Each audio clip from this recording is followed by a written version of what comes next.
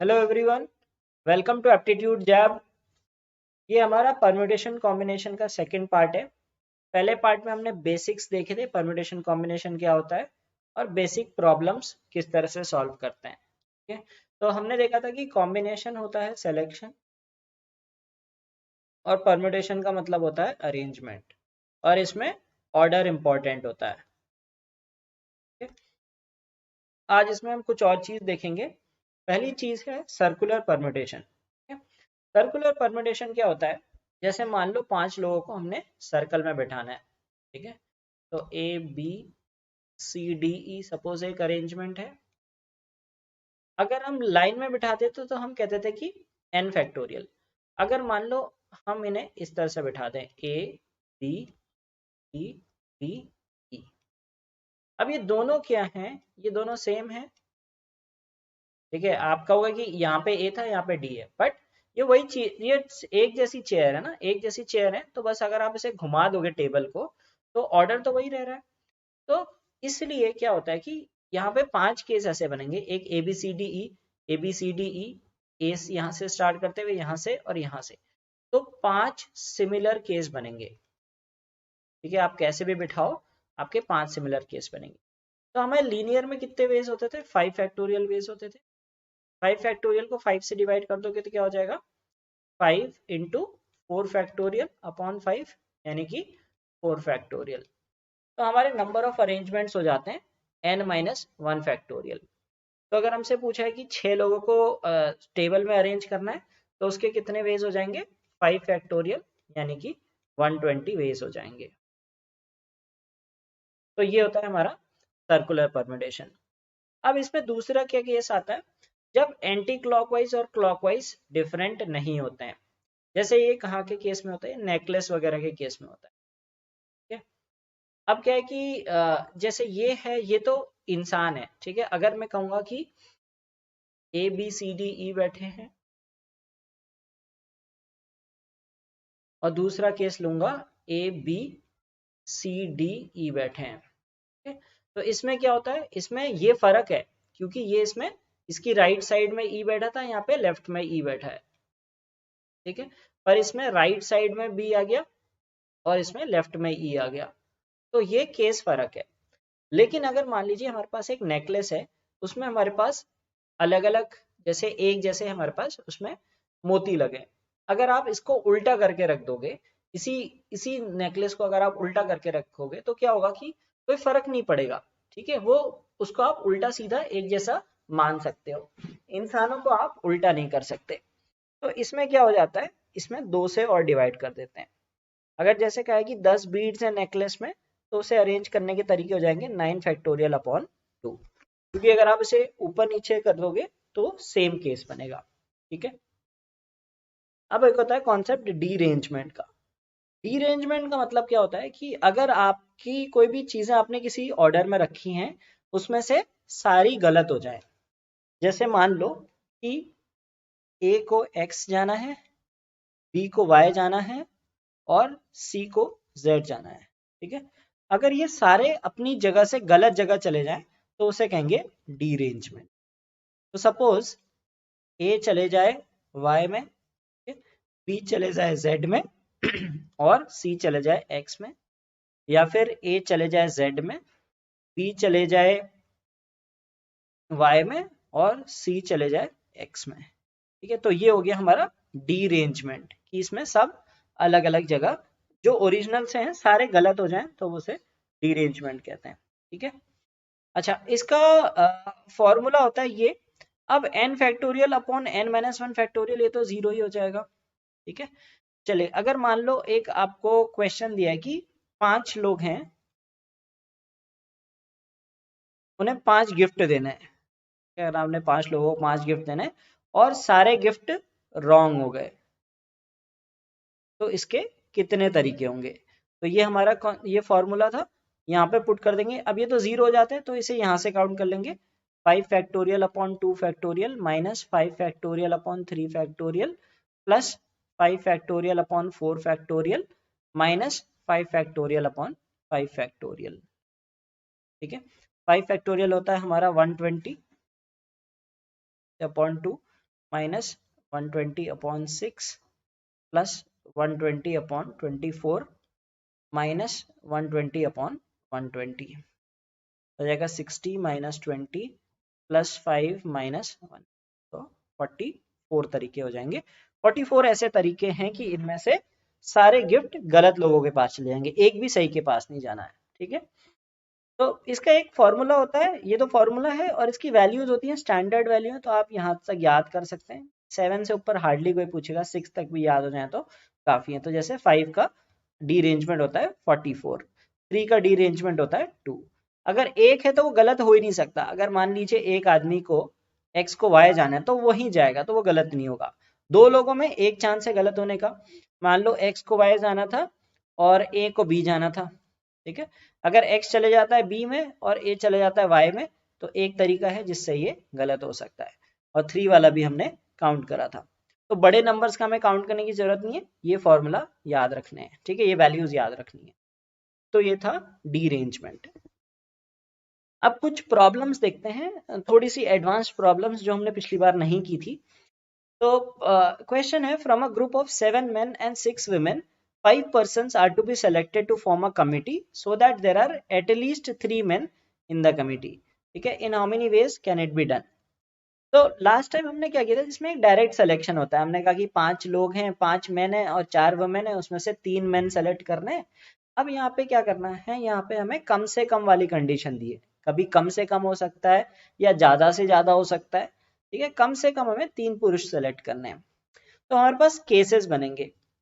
Cases क्या बनेंगे? पहला केस बनेगा कि हमारे पास 3 मेन है और हमारे पास 2 वुमेन है। ठीक है, दूसरा केस बनेगा कि हमारे पास 4 मेन है, क्योंकि 3 कम से कम होने हैं ना, 3 से ज्यादा भी हो सकते हैं, और 1 वुमेन है। ठीक है, और फिर एक केस बनेगा 5 मेन है और कोई भी वुमेन नहीं है। ठीक है, अब ये क्या है, 3 मेन एंड 2 वुमेन। ठीक है, 3 आदमी और 2 औरतें, 4 आदमी 1 औरत और करके एंड आ जाएगा। ठीक है, और यहाँ पे और हो जाएगा ये केस या फिर ये केस या फिर ये केस। तो एंड की जगह क्या यूज करते हैं, मैंने पिछली बार बताया था मल्टीप्लाई, और जहां पे और वाला केस होता है वहां पे एडिशन करते हैं। हमने फंडामेंटल प्रिंसिपल ऑफ काउंटिंग देखा था पिछली बार। ठीक है, अगर आपको 3 मेन भी सेलेक्ट करने हैं और 2 वुमेन भी सेलेक्ट करनी है, तो वो साथ साथ सेलेक्ट हो रहे हैं, इसलिए इनको मल्टीप्लाई करेंगे। लेकिन ये केस और ये केस अलग हो रहा है, या तो ये सेलेक्ट होगा या फिर ये सेलेक्ट होगा, ये सिलेक्शन साथ में नहीं हो सकता, तो इन्हें ऐड कर देंगे।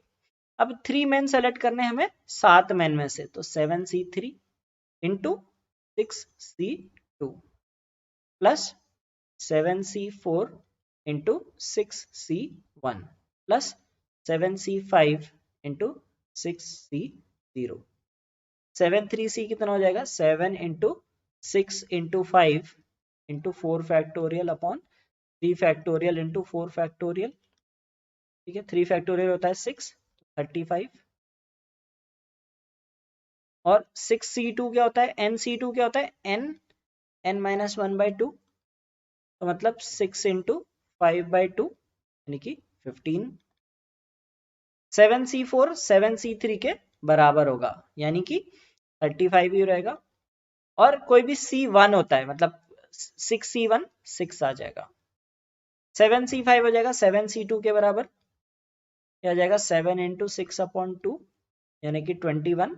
और nc0 होता है 1। अगर आपको कोई भी सेलेक्ट नहीं करना है तो एक ही तरीका है। ठीक है, अब इन्हें मल्टीप्लाई कर देंगे, तो ये आ जाएगा हमारे पास 525। 35 इंटू 6 करोगे तो 210 ये आ जाएगा, और ये 21 आ जाएगा। ऐड कर देंगे तो हमारे पास आ जाएगा 756। तो ये हमारा आंसर हो गया, टोटल नंबर ऑफ सिलेक्शन।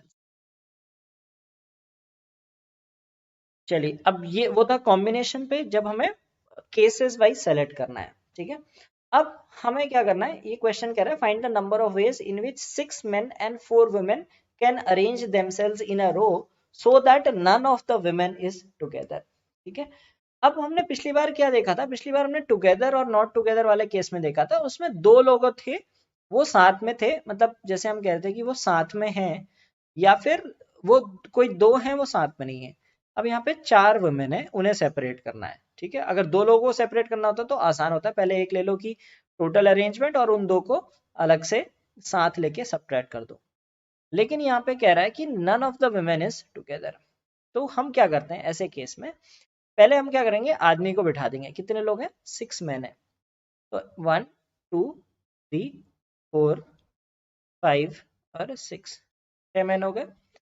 अब हम क्या करना है, हमें 4 वुमेन्स को बिठाना है। तो देखो हमारे पास कहाँ पे गैप है, 1 2 3 4 5 6 7। हम इन सातों में से कहीं पे भी एक लेडी को, 4 जगह पे हमें विमेन को बिठाना है, ठीक है। तो ऐसा भी हो सकता है यहाँ पे यहाँ पे यहाँ पे यहाँ पे बिठा दिया, सेपरेट तो रहेंगी ना, मेन तो साथ हो ही सकते हैं। ऐसा भी हो सकता है आपने यहाँ बिठा दिया, यहाँ बिठा दिया, यहाँ बिठा दिया या यहाँ बिठा दिया। तो हमारे पास सारे इस तरह के कॉम्बिनेशंस परम्यूटेशंस होंगे, ठीक है, क्योंकि यहाँ पे आपको अरेंज भी करना है लोगों को। तो पहले हम मेन की बात करें, मेन को अरेंज करने के कितने तरीके, 6 फैक्टोरियल, क्योंकि पहले हमने मेन को 6 पोजीशन दे दी। और वुमेन को सेलेक्ट करने के यहाँ पे कितने तरीके हैं, यहाँ पे 7 प्लेसेस हैं, उसमें हमें 4 वुमेन सेलेक्ट करनी है, तो 7p4, ठीक है। तो इसे हम करेंगे 6 फैक्टोरियल हो जाएगा हमारा 720, 7p4, तो 7p4 हो जाएगा 7 फैक्टोरियल अपॉन 3 फैक्टोरियल। तो 7 फैक्टोरियल होता है हमारा 5040 अपॉन 6। अब इसे हम कर लेंगे तो ये आ जाएगा 120। अब कैलकुलेशन काफ़ी आसान सी है, देखो लास्ट में 2 जीरो आने चाहिए, ठीक है, तो 2 जीरो सभी में है, तो ये तो इम्पोर्टेंट नहीं है। 2 इंटू 4 कितना होता है, 8 होता है। अब 8 भी 2 में आ रहे हैं, तो ये 2 ऑप्शन तो नहीं है। अब देखो 12 इंटू 5 कितना होता है, 6 होता है, ठीक है, पूरा मल्टीप्लाई भी नहीं करना। 12 इंटू 5 6 होता है, मतलब कुछ 60 से स्टार्ट होना चाहिए, तो ये नंबर हमारा आंसर हो जाएगा, ठीक है। तो हमने क्या किया, हमने पहले मैन को लगाया, ठीक है, और जो बची हुई स्पेसेस है उनमें हमने 4 वुमेन फिट कर दी। How many 3-digit numbers can be formed from the digits 3 4 5 7 8 and 9 which are divisible by 5 and none of the digits is repeated? अब ये जो इस तरह के सवाल होते हैं, इसमें नंबर की प्रॉपर्टीज पूछी जाती हैं, डिविजिबल, ठीक है, या फिर एंडिंग इन, या फिर कभी पूछ लेंगे ऑड हो सकते हैं, इवन हो सकते हैं। इन्हें करने का सिंपल सा तरीका है, ठीक है। तो कैसे कर रहा है, अब डिविजिबल बाय 5 का मतलब क्या होना चाहिए कि लास्ट डिजिट 5 या 0 आना चाहिए। 0 तो हमें दिया ही नहीं है, तो लास्ट डिजिट हमारा 5 आ जाएगा, ठीक है। लास्ट डिजिट 5 आएगा, ये 2 डिजिट कुछ भी हो सकते हैं। अब ये 5 आने के कितने तरीके हैं, एक ही तरीका है। अब हमारे पास कितने डिजिट बन गए, 1 2 3 4 5, 5 डिजिट बच गए। अब इस डिजिट को भरने के हमारे पास 5 तरीके हैं, इस डिजिट को भरने के हमारे पास 4 तरीके हैं, तो टोटल हो जाएंगे हमारे पास 20 वेज। चलिए इस क्वेश्चन को थोड़ा सा रिफ्रेम कर देते हैं। अगर मैं पूछूं कि इसमें विच आर डिविजिबल बाय की जगह दे दूं मैं which are odd, odd numbers बनाने के कितने तरीके हैं, ठीक है। तो इसमें हम क्या करेंगे, पहले हम तीनों पोजीशन देखेंगे कि कितने पोजीशंस आ सकती हैं। ऑड नंबर के लिए लास्ट में क्या आ सकता है, यहाँ पे 3 आ सकता है, 5 आ सकता है, 7 आ सकता है या 9 आ सकता है। तो हमारे पास 4 वेज हैं भरने के, ठीक है। तो हमने एक डिजिट कोई भी पिक कर लिया, तो हमारे पास फिर उसके पास कितने डिजिट्स बचेंगे, 5 डिजिट। तो इसे आप किसी भी 5 तरीके भर सकते हैं और इसे किसी भी 4 तरीके से भर सकते हैं, तो ये हो जाएगा 80 वेज। और अगर पूछा है कि अगर आपको इवन नंबर्स निकालने कितने तरीके से बन सकते हैं, तो इवन नंबर भरने के लिए आपके लिए यहाँ पे देखिए 3 5 7 9 4 ऑप्शन थे। इवन नंबर बनाने के लिए 2 ऑप्शन है, 4 या 8, तो 2 वेज में भर सकते हैं। एक डिजिट भर दिया तो उसके बाद 5 डिजिट बच गए, तो 5 वेज टू फिल, ठीक है, क्योंकि यहाँ पे कोई ऐसी कंडीशन नहीं लगेगी। और यहाँ पे 4 वेज हो जाएंगे, तो मतलब टोटल 40 वेज हो जाएंगे। तो इस तरह से कंडीशन बेस्ड अरेंजमेंट हम कर सकते हैं नंबर से रिलेटेड। तो ऐसे आ सकता है कि कितने इवन नंबर बन सकते हैं, कितने ऑड नंबर बन सकते हैं, तो इस तरह से उन्हें करना होता है। A box contains 2 white balls, 3 black balls and 4 red balls. In how many ways can 3 balls be drawn from the box if at least one black ball is to be included in the draw? अब ये कह रहा है कि एक में 2 white ball हैं, 3 black ball हैं और 4 रेड बॉल हैं। हमें इनमें से बॉलें निकालनी है कि एक कम से कम एटलीस्ट वन। ठीक है, अब क्या होगा कि हमारे पास क्या क्या पॉसिबिलिटी हो सकती है। कितनी ब्लैक बॉल है? 3 ब्लैक बॉल है। तो या तो ऐसा होता है हमारी 0 ब्लैक बॉल आ जाए, हमारी 1 ब्लैक बॉल आ जाए, हमारी 2 ब्लैक बॉल आ जाए, या फिर हमारी 3 ब्लैक बॉल आ जाए। ये सारी केसेस हो सकते हैं। हमें क्या निकालना है कि ये केसेस निकालना है। ठीक है, अब जैसे वो जो हमारा एटलीस्ट मेन वाला था ना, उसमें हमने क्या करा था, वो तीनों केसेस को ऐड कर दिया था। ठीक है, अब इस केस में देखो कि या तो एक तरीका आप 1 बॉल ब्लैक निकालो, 2 ब्लैक निकालो, 3 ब्लैक निकालो, तीनों को ऐड करो। दूसरा तरीका यह है कि आप ये निकाल दो और टोटल से माइनस कर दो। राइट, टोटल से ये माइनस कर दो। तो आई थिंक ये बेटर रहेगा ना, कि आपको इतने सारी 3 वैल्यूज निकालनी, बस आपको एक निकालनी है और टोटल से सेलेक्ट कर लेनी है। तो कभी भी जहां पे एटलीस्ट 1 आता है, एटलीस्ट 1 पूछा होता है कि कम से कम एक को करने का तरीका क्या है, इसको होता है टोटल माइनस नन। इस तरीके से किया जाता है। तो जैसे यहाँ पे पहले हम निकाल लेते हैं टोटल वेज निकालने के, कितने हो जाएंगे। 2 व्हाइट बॉल है, 3 ब्लैक बॉल है, 4 रेड बॉल है, मतलब 9 बॉल है हमारे पास। ठीक है, 9 बॉल है, उसमें से हमें कितनी निकालनी है? 3 निकालनी है। तो 9C3 माइनस, और क्या कह रहा है कि नो ब्लैक बॉल। ठीक है, none minus no black ball. अब अगर हम कोई भी ब्लैक बॉल नहीं निकालते हैं, तो इसका मतलब हमारे पास क्या है कि हमारे पास 6 बॉलों में से 3 बॉल निकालनी है, क्योंकि ये ब्लैक बॉल तो नहीं निकलेंगी, तो हमें 6 में से 3 निकालनी। तो 6C3, 9C3 निकाल लेते हैं। 987 अपॉन 6। ठीक है, और 6C3 हो जाएगा 654 अपॉन 6। तो ये आ गया हमारा 12 इंटू 7 84 माइनस 6C3 हो जाएगा 20। वैल्यू आ जाएगी हमारी 64। नन का मतलब है हमारा नो ब्लैक बॉल। अगर नो ब्लैक बॉल है तो हम 6 में से ही 3 बॉल सेलेक्ट करेंगे। ठीक है, ओके। एक ये प्रॉब्लम होती है सम ऑफ डिजिट्स वाली। ठीक है, इसे किस तरह से सॉल्व किया जाता है, इसका मैं आपको पहले एक, हम इसे वैसे सॉल्व करेंगे, फिर मैं आपको कॉन्सेप्ट भी बता दूंगा। ठीक है, तो ये कह रहा है कि जैसे 4 डिजिट नंबर्स बनाने हैं, कितने डिजिट से? 1 2 7 और 8 से, और ऐसे जितने नंबर बनेंगे उन सबको ऐड करके उनका आंसर बताना है। ठीक है, अब आप सोचोगे इसको निकालेंगे कैसे। अब देखिए हमारे पास 1 2 7 8 से हमारे पास कितने नंबर बनेंगे? हमारे पास 24 नंबर्स बनेंगे, क्योंकि हमारे पास 4 डिजिट हैं और चारों अलग है, 1 2 7 8, तो 4 फैक्टोरियल बन जाएंगे ना। अच्छा, हमारे पास 24 नंबर होंगे। अब 24 में से कितने ऐसे नंबर होंगे कि जिनमें लास्ट में 8 आएगा? 24 नंबर है, तो 6 नंबर ऐसे होंगे। अगर हमने यहाँ पे लास्ट में 8 रख दिया, तो हमारे पास इन्हें अरेंज करने के कितने तरीके हो जाएंगे? 6 तरीके, 3 फैक्टोरियल ना। तो लास्ट में 6 8 6 बार आएगा। ठीक है, लास्ट में 7 भी 6 बार आएगा, लास्ट में 2 भी 6 बार आएगा, और लास्ट में 1 भी 6 बार आएगा। ठीक है, अगर हम लास्ट इन सबको, इन डिजिट्स को ऐड करें, तो हमारे पास क्या आ जाएगा? इसे हम ऐड करेंगे तो 15। ठीक है, 15 प्लस 3 कितना हो गया? 18, और ये 6 टाइम्स आ जाएगा। ठीक है, तो टोटल कितना हो गया? 108 हो गया। अभी हमने लास्ट डिजिट की बात करी, अगर हम थर्ड डिजिट की बात करें, सेकंड डिजिट की बात करें और फर्स्ट डिजिट की बात करें, वहां हर जगह यही टोटल आएगा, क्योंकि हर डिजिट सिमेट्रिकली डिस्ट्रीब्यूट होगा। ठीक है, तो बराबर बराबर डिस्ट्रीब्यूट होगा, तो 8 6 बार यहाँ आएगा, 6 बार यहाँ आएगा, 6 बार यहाँ आएगा, 6 बार यहाँ आएगा। तो यहाँ भी हमारा सम आ जाएगा 108, यहाँ भी 108 आ जाएगा, यहाँ भी 108 आ जाएगा। ठीक है, अगर हम इसको ऐड करेंगे, लास्ट डिजिट हमारे पास 108 आ गया, 10 कैरी चला गया यहाँ, तो कितना बन गया? 118। इसमें से हम 8 नोट कर लेंगे और 11 हमारा यहाँ कैरी चला जाएगा, तो ये हो जाएगा 119। हम यहाँ 9 लिख लेंगे और 11 यहाँ कैरी चला जाएगा, तो ये हो जाएगा 119। तो ये हमारा आंसर आ जाएगा 119988। तो ये हमारा टोटल सम हो जाएगा। अच्छा, अब इसका फॉर्मूला होता है, इसका फॉर्मूला सिंपल है, आप फॉर्मूला याद कर लीजिए क्योंकि ये कॉन्सेप्ट आपको बार बार समझना नहीं पड़ेगा कि क्यों हो रहा है। ठीक है, फॉर्मूला होता है 111 अप टू n टाइम्स।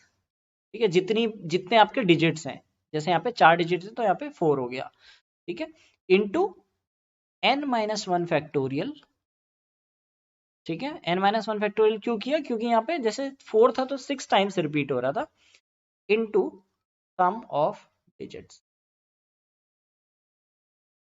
तो जैसे हमने यहाँ पे क्या किया, यहाँ पे हमने किया 1111 इंटू सम ऑफ डिजिट्स हमारा था 18 इंटू, तो यही चीज हमने की है, हमने 1111 को 108 से मल्टीप्लाई किया था। ठीक है, तो ये हमारा आंसर हो गया। तो मैं आपको एक एज अ होमवर्क आपको सवाल दे देता हूँ कि अगर आपके पास डिजिट्स हैं 1 3 4 5 7 9, इसके आपने सम निकालना है, इससे जितने नंबर बनेंगे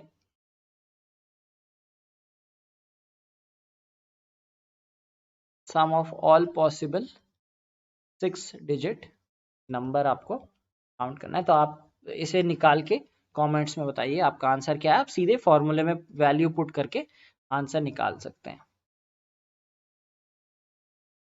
नेक्स्ट सवाल है, a question paper consist of 5 questions, each question having 3 choices, in how many ways can a candidate attempt 1 और मोर क्वेश्चंस। ठीक है, यहाँ पे क्या है कि एक क्वेश्चन पेपर है, उसमें 5 क्वेश्चन है और हर किसी की 3 चॉइस है। एक कैंडिडेट कितने तरीके से पेपर अटेम्प्ट कर सकता है। ठीक है, अब इसे समझते हैं कि कैसे अटेम्प्ट कर सकता है। मान लीजिए क्वेश्चन 1 है, उसमें कितने ऑप्शन है, ए बी सी। ठीक है, 3 ऑप्शन है। अब उसका मन करे, उसने स्किप कर दिया, उसके पास चौथा ऑप्शन भी है कि वो क्वेश्चन अटेम्प्ट ही ना करे। ठीक है, 4 उसके पास केसेस हैं। ठीक है, या तो वो ए मार्क करेगा या बी मार्क करेगा या सी करेगा या क्वेश्चन छोड़ देगा। क्वेश्चन 2 में भी यही 4 ऑप्शन है उसके पास। ठीक है, ऑप्शन तो 3 है पर एक ऑप्शन ये भी है कि वो क्वेश्चन अटेम्प्ट ही ना करे।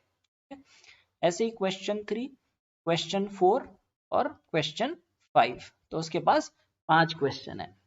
तो पहले क्वेश्चन को वो कितने तरह से अटेम्प्ट कर सकता है, 4 तरीके से। 4 कैसे, 3 तो वो ऑप्शन मार्क कर सकता है या वो क्वेश्चन छोड़ सकता है।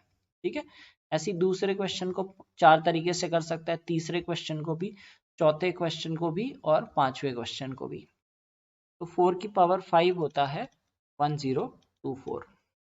अब वो कर सकता है 1024 तरीके से। ठीक है, अब यहाँ पे ऑप्शन 1024 नहीं, आपको 1023 दिख रहा है। तो वो कैसे, वो 1023 क्यों आया। ठीक है, अगर he has to attempt 1 or more questions। ठीक है, अगर हम ये वाला केस ले लें कि उसने सारे 5 क्वेश्चन छोड़ दिए, ठीक है, तो ये वाला केस हमें हटाना पड़ेगा।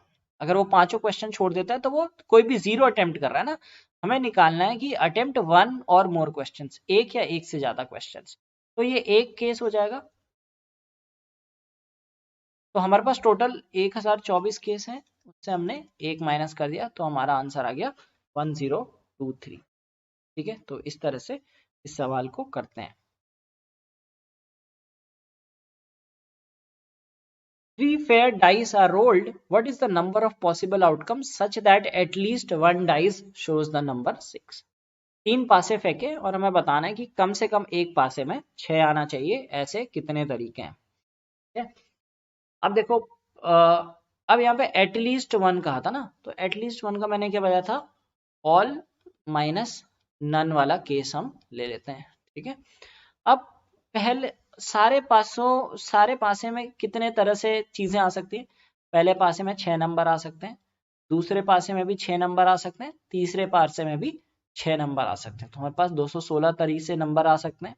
ठीक है, अब हम एक केस लेते हैं कि कोई भी 6 ना आए। ठीक है, कोई भी 6 ना आए तो क्या हो सकता है, कोई भी 5 नंबर आ सकते हैं, 1 2 5 कोई भी नंबर आ सकता है।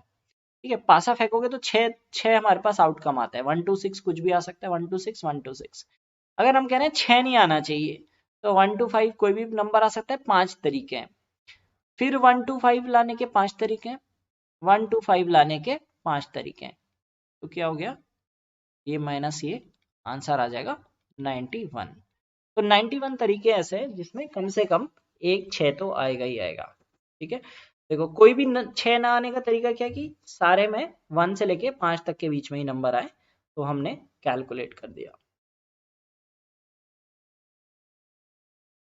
2 men and 1 woman board a bus of which 5 seats are vacant.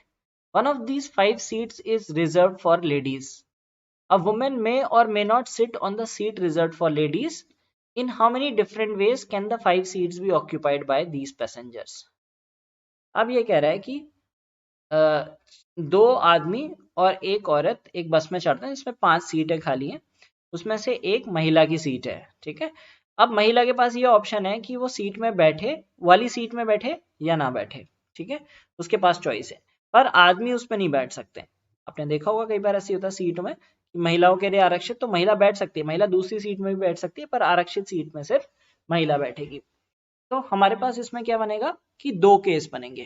ठीक है, और फिर हम क्या करेंगे, क्योंकि दोनों केस साथ में नहीं बन सकते, या तो महिला रिजर्व सीट में बैठेगी या नहीं बैठेगी, तो हम दोनों केस को ऐड कर देंगे। तो हमारे पास केस 1 होगा कि women sits on reserved seat.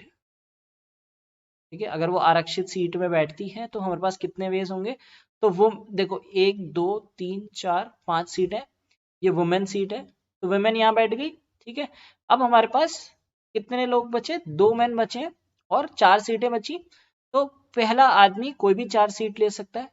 ठीक है, पहले आदमी के पास 4 ऑप्शन है, तो वो कोई भी 4 सीट्स ले सकता है। दूसरे आदमी के पास 3 ऑप्शन है। ठीक है, वो कोई भी 3 सीट ले सकता है। मान लो पहले आदमी ने ये सीट ले ली, तो उसके बाद 3 सीटें बची, तो दूसरा आदमी कोई भी सीट ले सकता है। और वुमेन का एक ही तरीका है क्योंकि वो रिजर्व सीट में बैठ रही है। तो हमारे पास 12 वेज हो गए। ठीक है, अब दूसरा केस क्या है, women does not sit on reserve seat. ठीक है, अगर वो रिजर्व सीट में नहीं बैठती है तो हमारे पास कितने तरीके हैं। अगर वो रिजर्व सीट में नहीं बैठती है तो 4 लोग होंगे। ठीक है, 4 सीटें हैं, 4 में से 3 लोगों को बैठना है। ठीक है, और वो 3 कोई भी हो सकते हैं, ऐसा जरूरी नहीं कि वुमेन मतलब वो कौन कहाँ पे बैठेगा। तो सबसे पहला वाला जो पर्सन होगा उसके पास 4 ऑप्शन है, कोई भी चारों में से एक सीट ले सकता है। दूसरे पर्सन के पास 3 ऑप्शन है, मान लो पहला पर्सन यहाँ बैठ गया, तो दूसरे पर्सन के पास 3 ऑप्शन है, तो वो 3 तरह से सीट ले सकता है। सपोज उसने ये वाली सीट ले ली, अब जो तीसरा पर्सन आएगा उसके पास 2 ऑप्शन होंगे, तो वो 2 तरीके से बैठ सकता है। तो कितने हो गए, 24 तरीके हो गए। तो या तो वुमेन रिजर्व सीट में बैठेगी तो 12 तरीके से बैठ सकते हैं लोग, अगर वो रिजर्व सीट में नहीं बैठेगी तो 24 तरीके से बैठ सकते हैं। ठीक है, तो दोनों साथ में नहीं हो सकते, या तो वो रिजर्व सीट में बैठेगी या नहीं बैठेगी, तो इन्हें हम ऐड कर देंगे, तो हमारे पास आ जाएंगे टोटल 36 तरीके। Find the number of ways in which 7 people A, B, C, D, E, F and G can be seated around a round table such that A and B always sit together. ठीक है, अब इसमें हमें क्या करना है, इसमें हमें 2 लोग हैं, मतलब 7 लोग हैं, हमें उन्हें सर्कुलर टेबल में बिठाना है। तो हमें बताना है कि ए और बी हमेशा साथ में बैठेंगे। ठीक है, तो कितने तरीके से बैठ सकते हैं, हमारे पास A B C D E F G 7 लोग हैं। अब ए और बी हमने साथ में बिठाने हैं, तो इन्हें हमने एक सिंगल मान लिया। ठीक है, हमने एक ही वो मान लिया, तो हमारे पास कितने लोग हो गए, 1 2 3 4 5 6। ठीक है, हमने एक काउंट कर लिया। अब 6 लोगों को हम कितने तरीके से सर्कुलर में बिठाना है। ठीक है, यहाँ पे देखो राउंड टेबल है, तो 6 लोग हैं तो हम 5 फैक्टोरियल वेज में बिठा सकते हैं। ठीक है, अगर लाइन में बिठाना होता तो 6 फैक्टोरियल होता, पर सर्कल में 5 फैक्टोरियल वेज होंगे। ठीक है, अब ए और बी को 2 तरीकों से बिठा सकते हैं, या तो ए के लेफ्ट में बी, मतलब ए लेफ्ट में आएगा बी राइट में आएगा, या फिर बी लेफ्ट में आएगा ए राइट में आएगा, 2 तरीके हैं। ठीक है, तो इसे हम 2 से मल्टीप्लाई भी कर देंगे, तो 120 इंटू 2 240 हमारा आंसर हो जाएगा। ठीक है, सेम क्वेश्चन, इसमें क्या करना है, सी और डी को साथ में नहीं बिठाना है। ठीक है, अब इसमें क्या करेंगे, अगर दो ही लोगों को हमने साथ में नहीं बिठाना तो हम क्या कर लेंगे, total ways minus C D together, ये हमारा आंसर हो जाएगा। अब टोटल वेज 7 लोग हैं और उन्हें टेबल में बिठाना है, राउंड टेबल में, तो कितने वेज हो जाएंगे, 6 फैक्टोरियल हो जाएंगे। ठीक है, और सी और डी टुगेदर अभी हमने देखा था, ये कितना था हमारे पास, 5 फैक्टोरियल इंटू 2। क्यों, क्योंकि अगर हम सी और डी को एक एंटिटी कंसीडर कर ले तो 5 फैक्टोरियल वेज में अरेंज कर सकते हैं, और सी और डी आपस में दो तरीके से अरेंज हो सकते हैं। मान ली 720 और ये हो गया 240, यानी कि आंसर आ जाएगा 400। तो सर्कुलर परम्यूटेशन हमने देखा कि n माइनस 1 फैक्टोरियल तरीके से होता है। ठीक है, अगर यही जो हमने पिछले वाली प्रॉब्लम देखी, इसमें अगर ए और बी इंसान की जगह कुछ और होते, मतलब जैसे हम कहते हैं कि ये मोती हैं, ठीक है, उसमें एंटी क्लॉकवाइज क्लॉकवाइज मैटर नहीं करता। यहाँ हम कहते हैं कि 7 बॉल हैं जिन्हें आपने एक गोले में लगा रखा है, ठीक है, तो वो बॉल्स क्या होंगी, वो एक जैसी होंगी। ठीक है, अगर आप वो लेफ्ट राइट कर दोगे तो कोई फर्क नहीं पड़ेगा। तो उसमें हम यहाँ पे 2 से मल्टीप्लाई नहीं करते, पर यहाँ पे हम करेंगे। तो ये हमने निकाल दिया, total ways minus C and D together. Find the number of ways in which 4 girls and 3 boys can arrange themselves around a circular table so that none of the boys is together। ठीक है, अब हमें क्या करना है कि 4 girls हैं और 3 बॉयज हैं, तो बॉयज साथ में नहीं होने चाहिए कोई भी। ठीक है, तो बॉयज साथ में नहीं होने चाहिए, तो पहले हम क्या करेंगे, 4 गर्ल्स को अरेंज कर देंगे। 4 गर्ल्स को हमें अरेंज करने के कितने तरीके होंगे, 4 गर्ल्स को अगर हम सर्कल में अरेंज करेंगे तो हमारे पास 3 फैक्टोरियल बेस होंगे। गर्ल्स को अरेंज करने के हमारे पास 3 फैक्टोरियल बेस है। अब 3 बॉयज बचते हैं, 3 बॉयज को हमें, मान लीजिए यहाँ पे हमारे पास ऐसे सर्कल बन रहा है। ठीक है, अब हमारे पास 4 प्लेसेस होंगी, 4 में से कोई भी 3 उसमें हम बॉयज बिठा सकते हैं। ठीक है, तो 4C3, इसमें हम 3 बॉयज ले सकते हैं इंटू 3 फैक्टोरियल। ठीक है, तो हमारे पास आ जाएगा 4 इंटू 6 यानी कि 24 आ जाएगा। नहीं, गर्ल्स को भी यहाँ पे सर्कुलर नहीं लेंगे, यहाँ पे हम लीनियर लेंगे, तो ये हमारे पास आ जाएगा, गर्ल्स भी हमारे पास 24 तरीके से आ जाएंगी। ठीक है, सर्कुलर इसलिए लेंगे क्योंकि हम सबको काउंट नहीं कर रहे हैं। ठीक है, तो 24, 4 हमने लड़कियां बिठाई तो 24 तरीके, और बॉयज को हमें सेलेक्ट करने के पहले हमारे पास 4 में से 3 सीट सेलेक्ट करनी है, तो 4C3, और बॉयज को अरेंज करना है, फिर उन्हें 3 फैक्टोरियल बेस। मेरे पास 24 इंटू 24 576 तरीके हमारे पास हो जाएंगे। ठीक है, इन a function 6 people were sitting in 6 seats. They stood up and went to have dinner. Now in how many ways can you arrange them again such that none of them are occupying the original seat?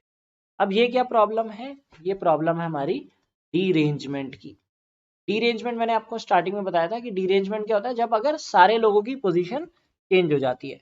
तो यहाँ पे 6 लोग हैं, 6 की position change हो गई, तो हमारे पास क्या होता है, ये फॉर्मूला क्या था, n factorial upon 2 factorial minus n factorial upon 3 factorial plus n factorial upon 4 factorial and so on. ठीक है, तो यहाँ पे हमारा 6 है ना n, तो यहाँ पे 6 factorial upon 2 factorial minus 6 factorial upon 3 factorial plus 6 factorial upon 4 factorial minus 6 factorial upon 5 factorial plus 6 factorial upon 6 factorial. तो ये हो जाएगा 720 को 2 से डिवाइड कर दो। ठीक है, मैंने आपको वैल्यूज भी बताई थी, वैल्यूज अगर आपको याद हो तो बहुत अच्छी बात है, नहीं तो आप ऐसे भी निकाल सकते हो। और ये हो जाएगा, ये तो 1 ही हो जाएगा, तो ये हो जाएगा 360 माइनस 120 प्लस 30 माइनस 6 प्लस 1, 240 24 25 265। 5। तो 265 तरीके ऐसे हैं जिनमें वो अरेंज हो सकते हैं।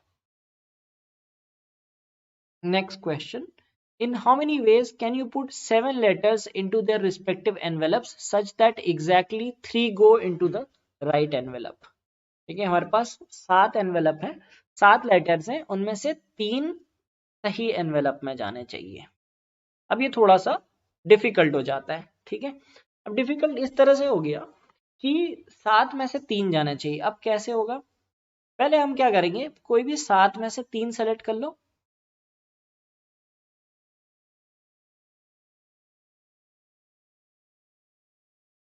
कितना हो जाएगा, 7C3, तब 7 6 5 35।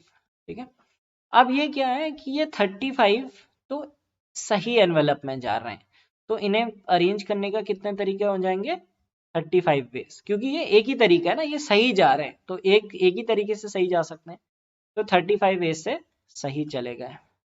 ठीक है, अब ये जो रॉन्ग जा रहे हैं, रॉन्ग जाने वाले कितने हैं, बाकी 4 बच गए। ठीक है, रॉन्ग है 4 लोग, तो 4 का डी अरेंजमेंट क्या हो जाता है, D4 होता है 9।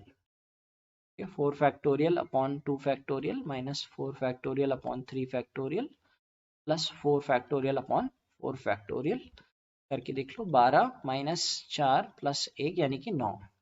तो ये जो राइट जो सही तरीके से जा रहे हैं उन्हें 35 वेज में डाल सकते हैं, और जो रॉन्ग है उन्हें 9 वेज में डाल सकते हैं। 35 इंटू 9 आंसर आ जाएगा 315। तो इसमें पहले हम उनको सेलेक्ट कर लेंगे जिन्हें सही भेजना है, और जितने बच गए वो गलत तरीके से जाएंगे, उसमें हमने रीअरेंजमेंट निकाल दिया कितने वेज होंगे, तो टोटल 315 वेज होंगे।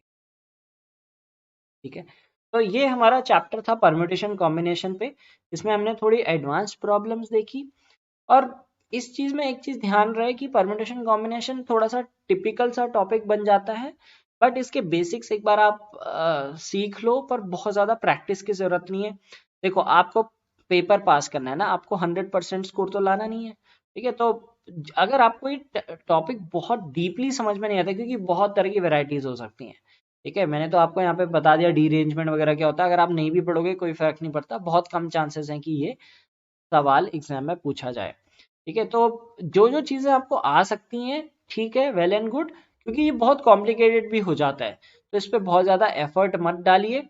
पर जो बेसिक चीजें हैं, जो आपकी अरिथमेटिक है, ज्योमेट्री है, वो सब आप थोड़ा ठीक कर लीजिए। इससे कम चांसेस ही रहते हैं क्वेश्चंस आने के, कभी कभी एक आध क्वेश्चन आ जाता है, लोगों को बहुत अच्छा लगता है कि हमने डिफिकल्ट क्वेश्चन सॉल्व कर लिया, पर एक्चुअली एग्जाम में आपको क्रैक करने के लिए डिफिकल्ट नहीं, इजी क्वेश्चंस सॉल्व करने चाहिए। ठीक है, तो ये हमारा वीडियो था परम्यूटेशंस और कॉम्बिनेशंस पे।